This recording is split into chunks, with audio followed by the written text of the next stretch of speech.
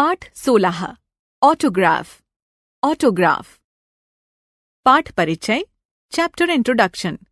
यदि हम किसी के लिए कुछ अच्छा करते हैं तो भगवान भी हमारे लिए अच्छा ही करता है। कैसे? आइए पढ़कर जानिए। मोहन तड़के ही उठ बैठा और जल्दी जल्दी तैयार हो गया। जैसे ही वह स्कूल जाने के लिए जूते के फीते बांध रहा था, उसे माँ की आवाज सुनाई दी। मोहन, जल्दी आओ, नाश्ता मेज पर लगा है, दूध ठंडा हो जाएगा। अभी आया माँ। और मोहन ने जल्दी से अपनी नीली ऑटोग्राफ बुक जेब में डाली और नाश्ता करने बैठ गया। मोहन मन ही मन बड़ा प्रसन्न था। आज उसके स्कूल में क्रिकेट का एक नामी खिलाड़ी आ रहा था। मोहन को ऑटोग्राफ जमा करने का शौक था और उसकी नीली ऑटोग्राफ की किताब में बड़े बड़े लोगों के ऑटोग्राफ थे। वह क्रिकेट का बड़ा शौकीन भी था, इसलिए अधिकतर ऑटोग्राफ क्रिकेट खिलाड़ियों के थे। भारतीय खिलाड़ी, पाकिस्तानी खिलाड़ी, ब्रिटेन व न्यूजीलैंड के क्रिकेट खिलाड़ियों के ऑटोग्राफ देख देख कर वह फूला नहीं समा रहा था। वह सोच रहा था कि आज वह अपने देश के इस नामी खिलाड़ी के ऑटोग्राफ लेकर ही रहेगा। भाग्यवश मोहन स्कूल की स्वागत कमेटी में भी था। सोच सोच कर मोहन मन ही मन मुस्कुरा रहा था। वह नाश्ता खत्म करके उठने को ही था कि उसकी माँ एक बड़ा सा लिफाफा लेकर आई और बोली, बेटा, स्कूल जाने से पहले रास्ते में ये फल बड़ी अम्मा को दे देना। माँ, इस समय मैं बड़ी अम्मा के घर में नहीं जा सकता, लौट कर दे आऊंगा। पर माँ ने तो जैसे बात ही अनसुनी कर दी। वह तेजी से बोली, नहीं, इसी समय उनको फल देने होंगे, आज उनका एकादशी का व्रत है। कहती हुई वे लिफाफा मोहन के सामने रखकर कमरे से बाहर चली गईं। बड़ी अम्मा मोहन की माँ की नई सहेली की बूढ़ी माँ थीं। वह दूर अकेली एक छोटे से घर में रहती थीं। हाथ में लिफाफा पकड़े पकड़े मोहन माँ के पास गया। माँ, स्कूल से लौटते ही बड़ी अम्मा को यह फल दे आऊंगा। आज मुझे जल्दी पहुंचना है। नहीं बेटा, उनकी तबीयत ठीक नहीं है। मोना भी उनके पास नहीं है। कल मैं उनको देखने गई थी और उनसे कह आई थी कि सुबह ही तुम्हारे हाथ उन्हें फल भिजवा दूंगी। माँ ने समझाते हुए कहा। लेकिन माँ, मुझे स्कूल पहुंचना है। मोहन ने फिर कहा, परंतु माँ ना मानी। कुछ भी हो, तुम्हें अभी ही ये फल पहुंचाने होंगे। मोहन ने मुंह बनाया और दीवार पर दृष्टि डाली। 8 बजने में 15 मिनट थे। क्रिकेट खिलाड़ी 9 बजे स्कूल आ रहा था। यदि वह जल्दी करे तो अभी इतना समय था कि वह फल पहुंचाकर भी स्कूल पहुंच सकता था।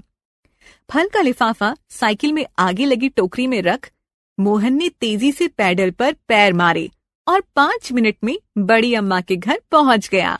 गेट खोलकर बाग पार कर घर का दरवाजा खटखटाया। दरवाजा नहीं खुला तो मोहन ने जोर से खटखटाया और आवाज लगाई, भाई कोई है? बड़ी अम्मा, बड़ी अम्मा। कोई उत्तर नहीं। उसने धीरे से दरवाजा खोला। अंदर से कराहने की आवाज आई, हाय राम, बेटा मैं यहाँ हूँ।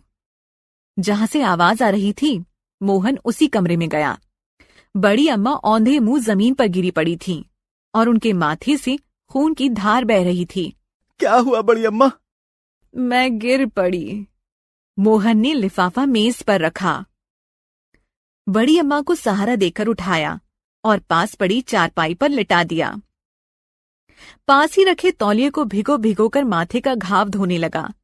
खून बंद नहीं हो रहा था। उनकी आंखें बंद थीं। मोहन सोच में पड़ गया। ना जा सकता था और ना रुक सकता था। स्वर्णिम मौका निकला जा रहा था।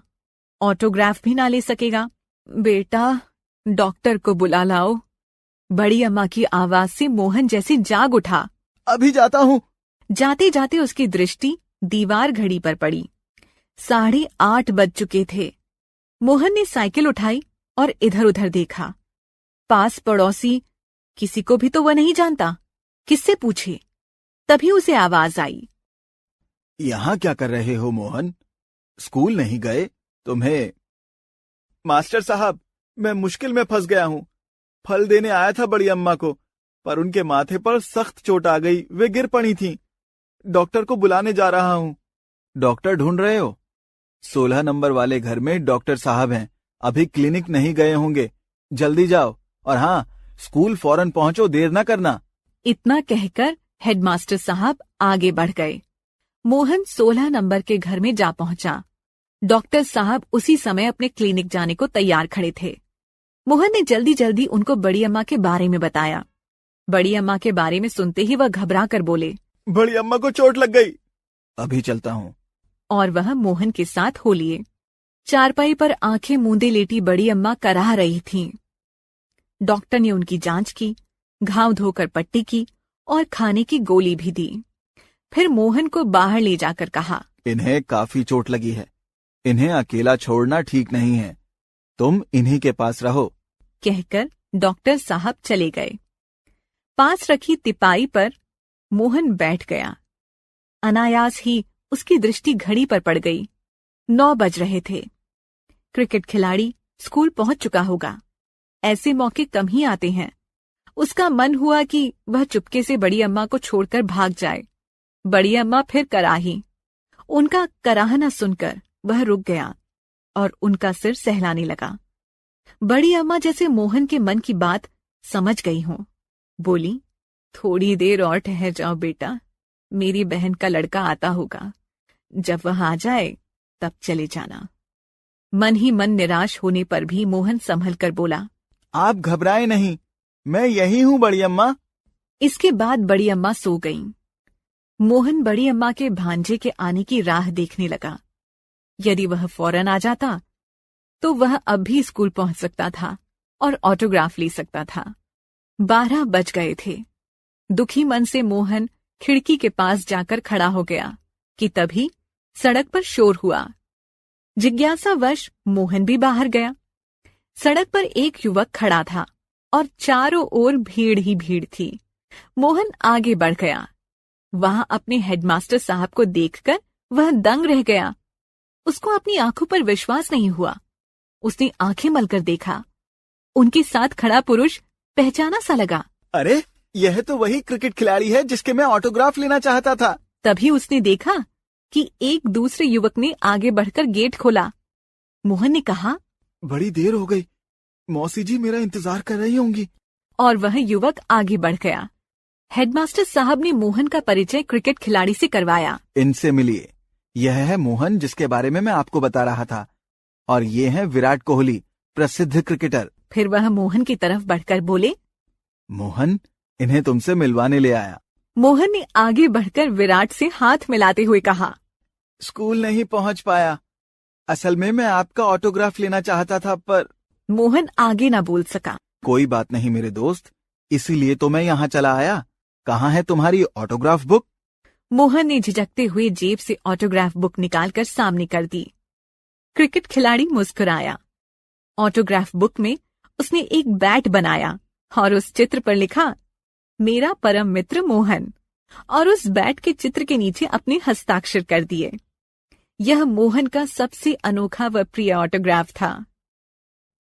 शब्द भंडार, वोकैबुलरी, तड़के, सुबह सुबह, अर्ली मॉर्निंग, नामी, मशहूर, फेमस, दृष्टि, नजर, साइट, स्वर्णिम, सुनहरा, गोल्डन, अनायास, अचानक, सडनली, परम, प्रिय, लविंग, ऑटोग्राफ, हस्ताक्षर, ऑटोग्राफ, भाग्यवश, भाग्य के भरोसे, फॉर्चुनेटली, कराहना, दर्द में निकलने वाली आवाज, टू ग्रोन, फौरन, शीघ्र, इमीडिएटली, जिज्ञासावश, जानने की इच्छा के कारण, ड्यू टू क्यूरियोसिटी, हस्ताक्षर, दस्तखत, सिग्नेचर।